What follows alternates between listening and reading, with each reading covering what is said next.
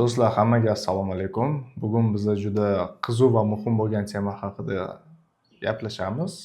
Bu temaning ichida biznes ham bor, marketing ham bor, asosiy analitika haqida tema ketadi va ko'p предпринимательlarga tekkan kasal haqida ham ketadi.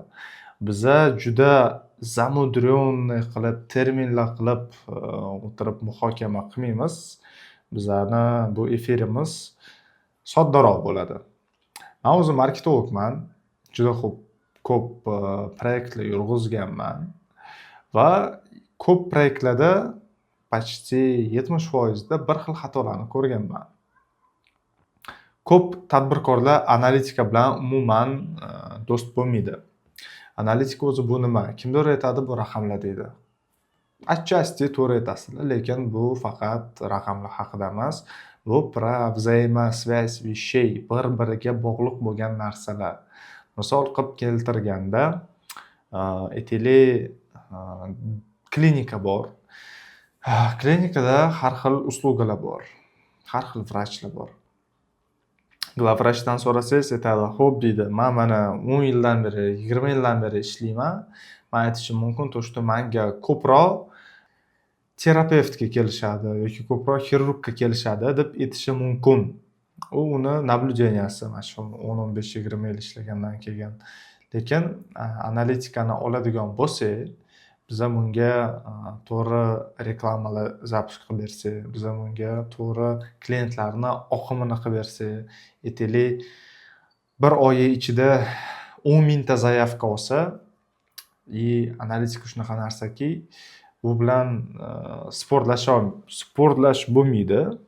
Biz keltirib bera olamiz. Qara deymiz, sen 10 mingta zaявка olding, 10 mingtadan atigi 1000 ta odam terapevtga qiziqdi, 2000 ta odam xirurgga, qolgan 7000 tasi вообще boshqa yo'nalish, boshqa doktorlarga qiziqdi deb biz ham shuni keltirib bera olamiz.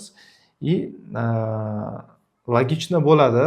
Mana shunga qarab ish tutish ko'ramiz, to что 7000 ta zaявка qanaqadir определенный, misol uchun revmatologga murojaat qilishyapti va murojaat qilayotganlarning yoshi katta yosh, tam 50 dan o'tgan, 60 dan o'tgan odamlar. Mana shundan biza vывод qilib, mana shu narsaga upor berib, shu narsani ko'proq reklama qilib olib chiqib ko'rsatsak bo'ladi. Qarabsizki, klientlarning oqimi ham ancha ko'tariladi. Kassada pul ham ko'tariladi. Lekin afsus, ko'p odam umuman analitikaga ahamiyat bermaydi. O'zi oldin qanaqa edi? Реально qilib aytsa, oldin любой biznes, любой tadbirkor Instagramda, Google'da bitta reklama yoqardi, уже klientlar kelardi. Bunaqa o'tirib, hisoblab, raqamlarga qarab, kreativlar qilib, qanaqadir spetsialistni naymga olib, bunaqa narsa yo'q edi. Просто kelardi, reklama yoqardi и все. Продвигаться bosardi, kontekstni reklamaga ключевой so'zlar tiqib chiqardi и уже klientlar реально telefon qilishardi, zakazlar bo'lardi. Oldin shunaqa edi. Hozir afsuski, shuncha vaqt o'tgandan keyin konkurensiya juda baland. Konkurensiya balandligi sababli уже o'ylashimcha 80-90% tadbirkorlar biladi, что reklamasiz ishi bitmaydi. Zapisklar qilishadi Instagramda, Facebookda, Google'da. Mana shu narsa deb уже oldindagi bitta reklamani zapisk qilib qo'ysangiz, sizga oylab klientlar kelmaydi. Hozir bo'lay chuqur podxod qilish kerak, o'ylash kerak, qarash kerak, analitika qilish kerak.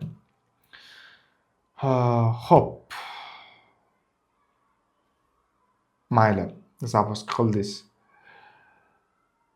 Raqamlar bor. Asosiysi raqamlarni nima qilasiz? Bu raqamlarni yana tushunish kerak. Tushunish kerak nima degani. Aytaylik, to что siz qanaqadir usluga sotyapsiz, ko'ryapsiz reklamangizda. Menda real shunaqa holat bo'lgan. Bir oyda 1,5 mingtaga yaqincha, даже sal kam 2000 ta zaявка tushgan. Zaявкani 90%, 80-90% hammasi sifatli bo'lgan, lekingina produkt umuman sotilmagan. ko'p odam aytadi, ay san noto'g'ri reklama qilib berding, san boshqacha qilishing kerak edi deb mazgi qiladi qo'pol qilib aytganda. Lekin если смотреть суть вещей, siz o'zingizni vazifangizni bajarib berdingiz. 1,5 mingta, 2 mingta potensialniy qiziqqan odamlarni olib kelib berdingiz biznes egasiga. Lekin bu joyda воронка qurilmagan. Biza bilmaymiz qaysi etapda уже продажagacha bormayapti. Misol uchun narx to'g'ri kelmagan bo'lishi mumkin yoki даже banalni menejerlar kech javob bergan bo'lishi mumkin. Mana shu sababli, to есть вообще ming xil, million xil sabablar bor. Nima uchun mana shu 1,5 mingta, 2 mingta zaявkalar sotuvgacha bormagan. И bu narsani bilish uchun bizga обязательно воронка kerak. Voronkamiz yo'ligi tufayli ko'p tadbirkorlar, ko'p SMMchi, targetologlar ham azob chekishadi. Bechora bola aytadi, "Aka" deydi, misol uchun, "Mana sizga shuncha zaявка qilib berdim. Men haqman" deydi. S одной стороны to'g'ri aytayapti. U haq. Zaявка qilib berdi. Potensialni qiziqqan, tем более sifatli emas, sifatli lidlar olib kelib berdi. Tadbirkor aytadi, "Zaявkani nima qilaman, sotuv bo'lmasa" deydi.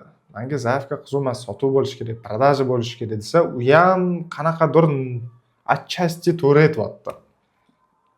Lekingina mana shu targetologimiz, marketologimiz opitniyroq bo'lsa, mana shuni oldindan aytadi, to что qarang aka, men sizga olib kelib beraman, harakat qilaman shunchaliklar tushirib berishga, lekin sizni воронкangiz yo'q, CRM sistemangiz yo'q, sizda call operatorlar umuman xabarimiz yo'q qanaqa qilib ishlashyapti. Может 3 kundan keyin ularga telefon qilishyapti yoki telefon qilganda qanaqadir возражение bo'lsa, возражениесini yopmayapti. Mana shu narsalaringiz bo'lmasa, men sizga hech qanaqa garantiya bermayman deb oldindan aytib qo'ysa, bu ham to'g'ri, ham noto'g'ri bo'ladi.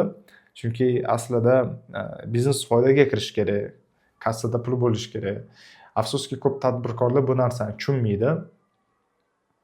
Tushunsa ham qilmaydi. Qiyin deb o'ylashadi. O'zi ishga osoni yo'q. Mana shu joyda aytmoqchiman, analitika bo'lgandan keyin, men misol uchun biznesmen bo'lganimda, menda qanaqadir usluga yoki tovar bo'lganimda, tayyor воронка qilardim. Men ko'ryapman, bir oyda menga 2 mingta, 5 mingta litlik kelyapti. Men ko'rardim, call operatorim qanaqa ishlayapti, qanaqa qilib обработка qilyapti, necha soatdan keyin telefon qilyapti, qanaqa kreativli ishlatyapman. Yana bitta narsa bor, ko'p odam bo'ladi, hozir deydi, men 5 ta, 10 ta videorolik olaman deydi, bo'ldi, menga 3-4 oyga, yarim yilga yetadi klientlar olish uchun deb o'ylaydi, targetga qo'yaman, ketadi deb o'ylaydi. Afsuski, bu bunaqa emas. 10 ta videorolik olgan bo'lsa, 10 tasidan в лучшем случае 2 tasi, 3 tasi yegan bo'ladi va men shunga ham ahamiyat berardim. To что mana 10 tadan 3 tasi yegan bo'lsa, mana shu 3 taga o'xshagan qilib boshqa videolarni ham olib zapuskga tiqardim. И klientlarni doimiy oqimini qilib полностью ko'rardim. Qaysi etapgacha boryapti, qaysi etapda tushib ketyapti. Вот. Keyingi tema qaysini ko'tarmoqchiman? Google masalasida. Google masalasida juda ko'p, juda katta proyektlar yurg'izganman va Yevropa bilan ishlaganman, Amerika bilan ishlaganman.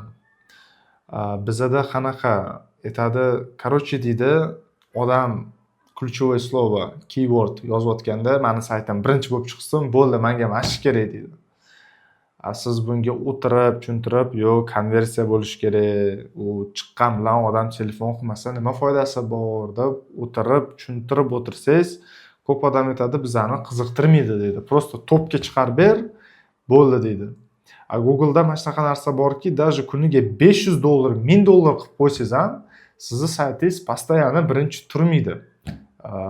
Top 3 ta turadi, top 3 ta, top 3 bor, o'zgaradi. Ikkinchi bo'lishi mumkin, birinchi, uchinchi, lekin prям 100% постоянно birinchi bo'lib chiqmaydi. Shu narsani ham ko'p tadbirkorlar tushunmaydi. Eng zo'r podxod mana kritikuешь, предлагай degan narsa bor. Mana shu narsani hozir aytib ketaman. Biznes bor, usluga, tovar farqi yo'q. Sayt bo'ladi. Sayt bo'lgandan keyin u Google nastroykasi, ключевые слова, kompaniya, gruppa, strategiya bu juda katta tema. Tasavvur qilamiz, idealniy, четкий bo'ldi, Google'ga четкий настройка qilib saytini berib yubordi. И kamdan kam odamlar ishlatadigan programmalar bor. То, что shu pluginni o'zingizni saytingizga qo'yib qo'ysangiz, siz ko'rib o'tira olasiz. Pользователь sizni saytingizga kirganda qaysi joyi bosyapti. Misol uchun saytingiz uzoq vaqt загрузка bo'lgandan keyin chiqib ketishi mumkin. Mana shu narsalarni ko'rsatib beradi. Saytingizga kirib zaявка qoldirmoqchi bo'lganda, misol uchun banalni formani to'ldira olmayapti. Mana shu narsalarni ham ko'rsatadi bu plugin. Mana shunaqa plugin o'rnatgan bo'lardim. И ko'rardim. Aytaylik, saytimga bir kunda 500 ta odam kiryapti. 500 tasi o'zi nima qilyapti saytim ichida? Просто kirib chiqib ketyaptimi yoki zaявка qoldira olmayaptimi? Yoki banalni topa olmayaptimi? Bu knopkani qayerdan bularga telefon qiladi deb mana shu narsani ko'rib, o'rnatib, shunga qarab уже дальнейшем ish tutardim.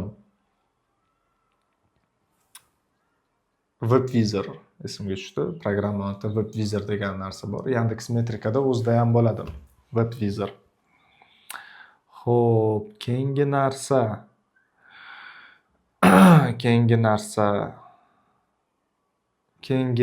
narsa aytmoqchi bo'lganim, bilmayman nimaga, realno bilmayman. Ko'p spetsialistlar, mutaxassislar o'zini qadrini bilmaydi.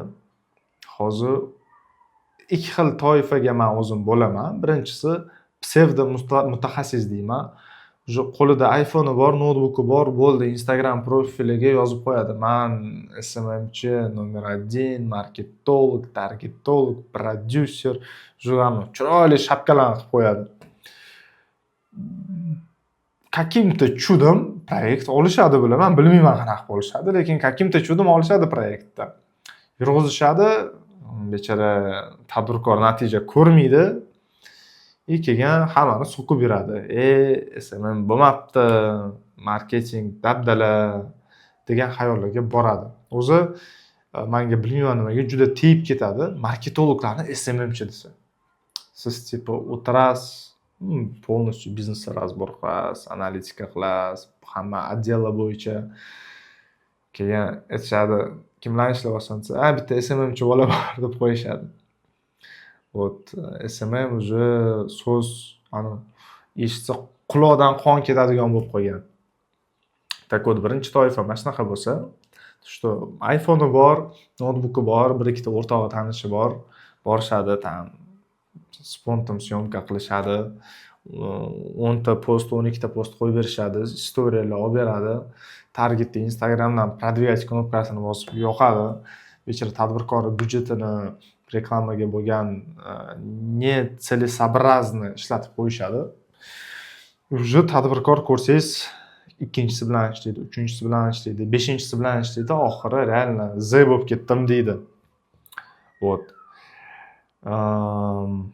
O'shaning uchun tadbirkorlarga maslahatim, ishlashdan oldin birinchi navbat o'zingizlarning korxonangizda marketingdan хотя бы ozgina xabari bor odamni topib, o'zingizlar даже bilmasangiz bu odamni topib, maslahatlashib, переговор kerak bo'lsa haftalab bo'ladimi, 10 kun bo'ladimi, переговор qilinglar.